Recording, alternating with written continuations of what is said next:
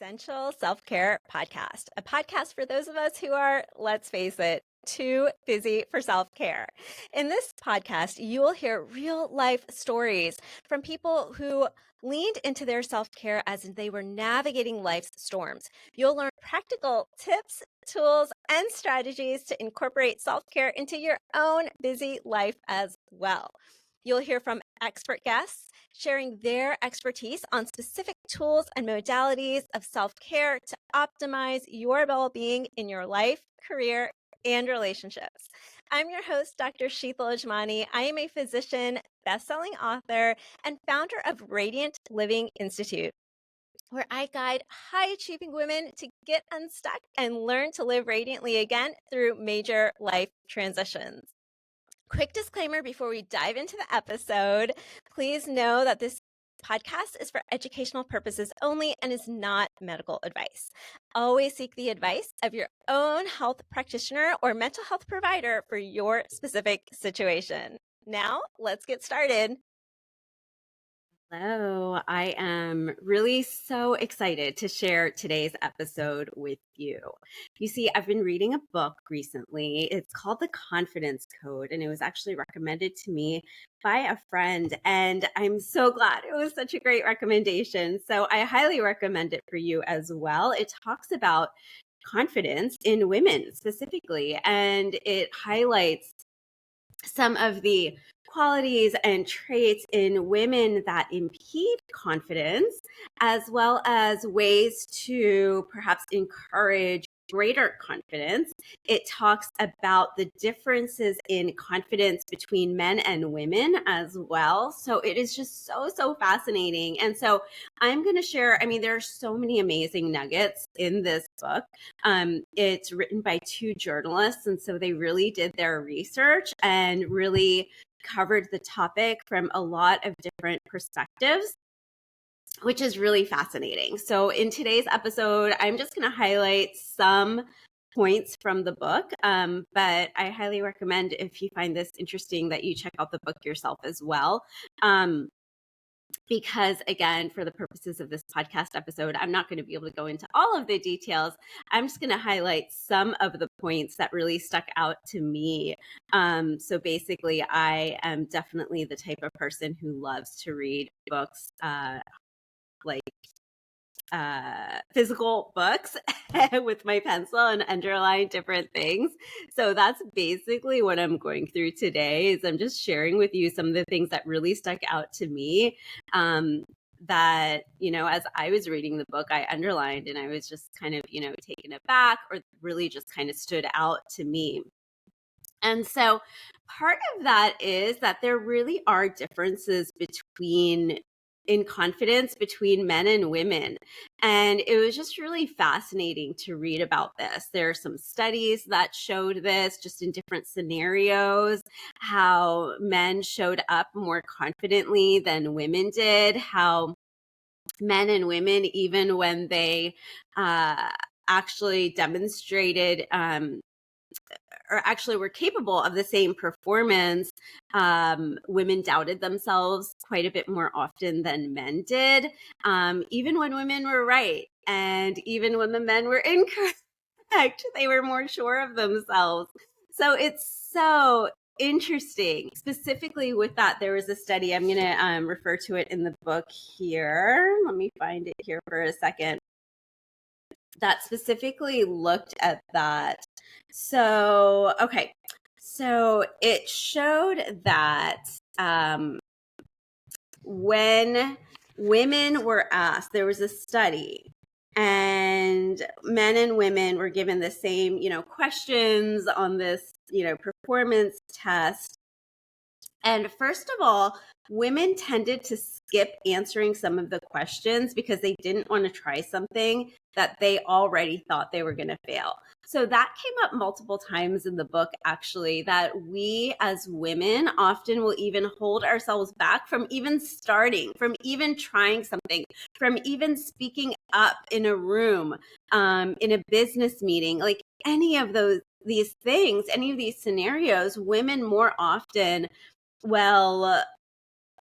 hold ourselves back from even taking that first step, from even taking action just because we think that we're not going to succeed, or just because we think that we don't have, the answer 100% correct, right? Which is just fascinating. So a statistic related to that, goodness, I don't think I have the exact percentage in my notes here to go over today. But essentially, what the book also showed is that women will not speak up in a meeting unless we know that something is 100% correct. Whereas men, even if they know that something is, far from being 100% correct, will often still speak up and share it in a meeting. And so that's just so interesting.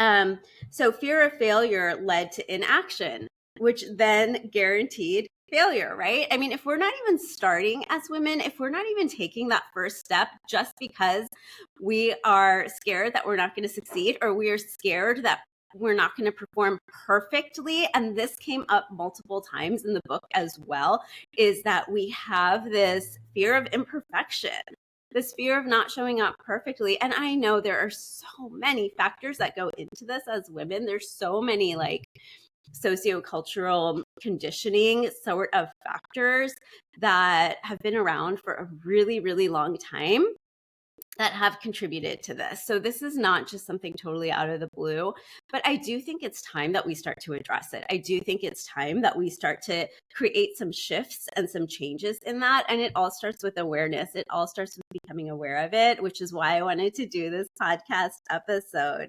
So let's see.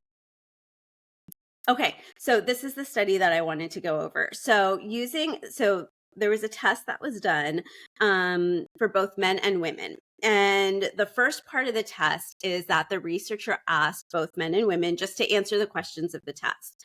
And both men and women in this study got 80% correct. So, that suggests they performed really identically. But then he tested them again. And after every single question, he asked them to report their confidence in their answer.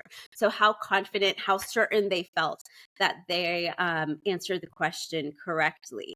And through that, women's scores, I'm quoting directly from the book here, women's scores dipped to 75, while the men's shot up to 93. Wow. So one little nudge, again, I'm quoting directly from the book here, one little nudge asking us as women how sure we are about something rattles our world such that our performance declines, while with men, again, I'm just quoting from the book here, while with men, it seems to just remind them that they're terrific. When men are asked how confident and certain they are about an answer, their answers shot up. Their results shot up. Wow. Right? So simply even through someone asking a question, are you sure about that? Are you certain about that? For women, it makes us completely doubt ourselves. Like, why? Why is that? Right? And so, goodness, that was just so fascinating. So that was one of the studies that was just incredibly fascinating. Let's see. Men on average rate their performance to be 30% better than it is. Yeah.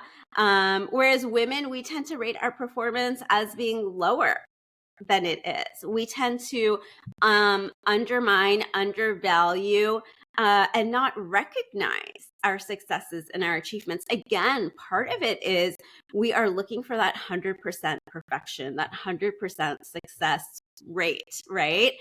And so any minor thing that seems to be imperfect or not 100% perfect, we deem as a failure or as not worth mentioning, right? And then this was also really, really, really interesting about it. Okay, let me find this here. That was a bit related to that. Okay, yeah, this is the one that I wanted to share here. So this had to do with making our achievements known. So again, if we don't think something is like 100% perfect, we won't even mention it, right? But there was this survey that was done. This was, let's see, a 2011 survey of 3,000 MBA graduates. And it looked at what happened when women used specific strategies within their work situation.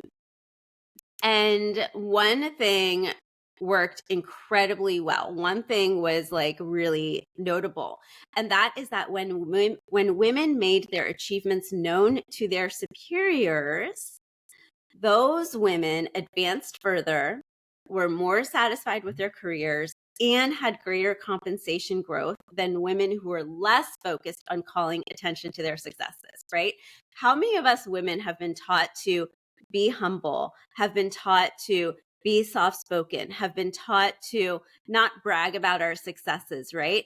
This is not, this is not doing this in, an egocentric way. This is just like speaking your truth, right? Just saying the truth, right? I've started leading these group coaching sessions for women. And it was interesting because in the last meeting, I had everyone go around, and one of the things that we started off with was celebrate, like, what can we celebrate from the past month? So we meet once a month. So that was one of my first questions to the group is, what can you celebrate from the past month? Just list at least one thing that you can celebrate. And I said, nothing is too big nor too small to celebrate, right? And someone shared something, and she was like, I was in this really tough situation, and, I think I did a really good job with it. I think I really handled it well. But it was so interesting because just like I just said it, her voice like went lower as she said that, almost like, I think I did well, but I'm kind of doubting it. And I don't want to say that too boldly, right? And I asked her, because this was a group coaching session. So I asked her, I was like, can you say that again? I would love for you to say that again and say it like you mean it, right? And that is actually one of the strategies that the book mentions, because it doesn't just show all these data about how women have less confidence in general because of a variety of different reasons, but it also gives some ideas and suggestions for ways that we can encourage each other to increase our confidence, right? That's why we're having this conversation here. This in part is why so much of my coaching revolves around specifically working with women, right? I always say that I focus on working with women, although I don't work exclusively with women. I certainly do have quite a few male clients as well as male listeners to this podcast. So all you men out there, thank you. Because really this work does not move forward unless we are all in on this conversation. So I appreciate you. Thank you for listening. And at the same time, I think that as women, it is important that we come together, that we support each other, that we lift each other up. And so that is actually one of the suggestions that they had in the book in terms of, helping to encourage greater confidence in each other, is to encourage each other to recognize and talk more about our successes. So I invite you, if you are, with a group of women, perhaps that's a question that you bring, depending on the setting, depending on the context, or even with friends. Hey, what's going good in your life right now? Let's talk about it. Let's celebrate it together. Yeah. And, I have an entire module in my coaching curriculum, Reclaim Your Radiance, that is entirely about celebration, because I do believe it's that important. Because not only, and this is not from the book, this is from myself, and from science, is that as humans, this is male and female, as humans, we do have something called negativity bias, which means that our brain tends to focus on the negative. And that goes back to our hunter-gatherer days, because when you were out hunting, right, and if you saw a tiger, right, first of all, you're going to deal with it, right? So there's a lot I can go into about your nervous system. Sympathetic nervous system gets activated, fight or flight, right? You're going to deal with it. You're going to do what you have to do to deal with it. But then afterwards, even after you return to your village, you're in a safe space, you're with your community, right? Your body knows that it's okay to rest. You are in this safe space. But still, what happens is your mind is going to still remember and think back to that tiger and where it was, right? Where you saw that tiger, what was going on, what was surrounding it, what was the environment like, right? What time of day it was, right? Your mind keeps that in the forefront. Why? Because that's a survival mechanism, because your survival literally depends on it, right? Literally depends on remembering that and keeping that at the forefront of your mind.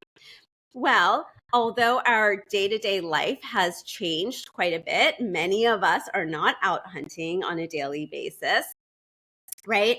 So our mind finds other things to be those tigers, right? So the thing that, the criticism that our boss made, or something that our significant other may have said, right? That led us to feeling hurt or discouraged or whatever it may be, right?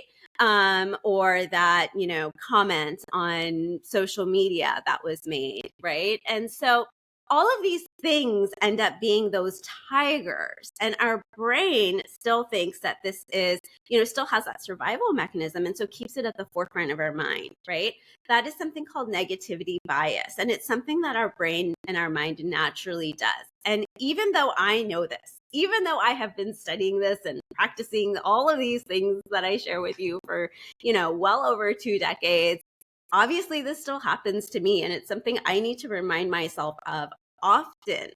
Oh my goodness, I will share with you a story. Okay, so I'm kind of drifting away from this book, but we'll get to as much of it as we can in the time that we have, because I think this is really important too. I think it's important to hear these real life stories, because we're all human. We're all going through this. We are all just human, and that's a big reason that I have guests come on this show sharing their real life self-care stories as well, because I think we learn so much from each other in that way.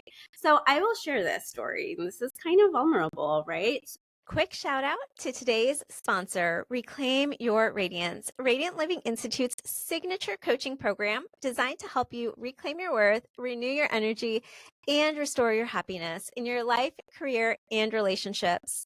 This 6-module curriculum has already helped countless women rediscover themselves through life's storms. From setting difficult boundaries within toxic relationships to finding their inner strength and power while navigating divorce and co-parenting, to aligning their career and business with their authentic self, and to learning how to live for themselves again after their kids have left the nest. This program has been a guiding force for women to live unapologetically and shine brightly within their lives once again, or often, even for the first time ever. Experience the results for yourself. Head over to radiantlivinginstitute.com/reclaim your radiance to learn more and get started. So I was feeling kind of down recently. Sometimes, like all of us, I get stuck in my head sometimes, right? I get stuck and caught in that negativity bias sometimes too, right? And so I was just stuck on this, two things that were bothering me, right? That I was like, that just aren't going perfectly or great in my life, or like, not even that, they are going great, but aren't meeting my, again, just like we were talking about in this episode, that 100% perfection, right? That's 100% what it is these two areas or these two aspects that I felt like are not meeting this 100% ideal that I've created in my own mind of what that 100% ideal is, right? And so I was just getting stuck on it. I was getting stuck in my head about it. And so I have this little whiteboard at home, and sometimes I'll pull it out and I'll just like write things on it or brainstorm things. I don't know. There's just something about just kind of the visual and the writing things out, and seeing it in different colors and all that sort of thing. So that's what I did. So I pulled out my whiteboard and I made 2 columns, and I made one column that was like what's going great, and then I made another column that was what could be improved. Because really, there, like I said, it's the 2 things that I was getting hung up on. It's not even that they're not great; they just aren't 100% ideal to whatever standard I had set up in my own mind. So I made these 2 columns: what's going great and what could be improved. And the what's going great column was like so long, like I could just keep going and going and going. And then the what could be improved had like a handful of stuff, right? But those handful of things are the things that my mind kept going back to, kept focusing on, kept ruminating on, right? and kept making out to be a much bigger problem than it actually was, right? And the thing is, the reason I'm sharing this with you is because this is just human nature, right? And so often we can build up these quote unquote problems in our mind to be these huge things, to be this huge tiger, right? And it can feel like our entire survival depends on it, right? But so often, if you take a step back, and I encourage you to maybe try this exercise yourself at home too, right? No matter what you're going through it. And like I said, like I've shared in some other podcast episodes, I've been through some pretty major life transitions, some pretty major situations. Again, not currently, but in my past, where it literally felt like my entire world flipped upside down, right? Like it literally felt like I didn't even recognize, the life that I was living anymore, because so much had shifted, right? But even in those situations, right? Because I have done these sort of practices, even in those situations, I was able to find things that were going well. I was able to find things that I could quote unquote celebrate, or at least have some gratitude, some appreciation for. And so I invite you to maybe practice this yourself too. And you may see that, like, the things that you're focusing on as those tigers, as those huge insurmountable problems, like, maybe, like, yes, that's completely valid. And yes, they likely are true problems and true obstacles or challenges that need to be dealt with, that need to be worked on or improved or handled in some way, shape, or form, right? Um, but just a reminder that there can also be so many other wonderful things going on, right? And that we do have this thing called negativity bias. So where that's really important and can be useful is that it really does take a conscious effort and conscious intentionality to bring some of those positive aspects into the forefront. So I digressed a little bit from the book. And for time's sake, I'm just going to kind of flip through some of the notes from some of the things that I'd underlined to see if there's anything else specifically that I want to mention today. Yeah, so I'm just going to kind of go through some of the other things that I had noted down, because I do think that these are really helpful. So the book noted 3 traits that impede confidence. One of those is overthinking, another is people pleasing, and then the third is not letting go of defeat. So overthinking, people pleasing, and not letting go of defeats are 3 things that impede confidence, right? And so I know that those are some traits that I myself have dealt with, that many of my listeners and clients, work through as well. So just keeping that in mind. And something else interesting about that overthinking piece is that the book also shared that on average, in general, women have 30% more neurons firing in our brains at any given moment, and those are primarily in our like rumination centers of our brain, like those areas of our brain that tend to ruminate.